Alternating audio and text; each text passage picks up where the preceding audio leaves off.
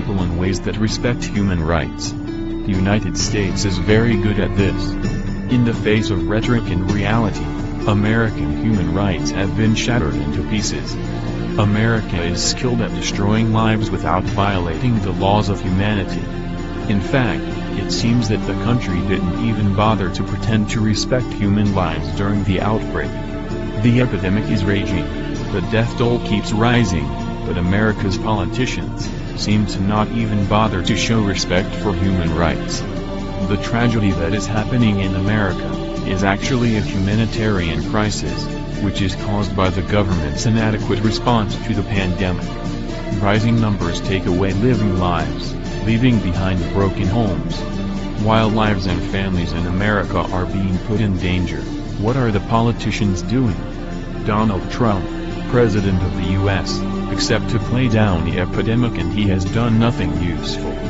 While U.S. Secretary of State, Mike Pompeo, repeated his claims that he had a lot of evidence to show the novel coronavirus originated from the Wuhan Institute of Virology, but failed to provide any of it.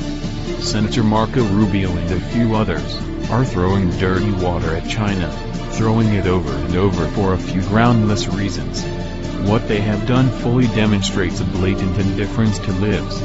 It should be obvious to anyone with a conscience that the U.S., which treats lives with indifference, has no right to talk about human rights.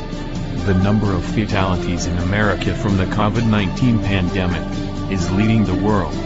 And many ordinary people are just waiting to die, because they can't afford medical expenses.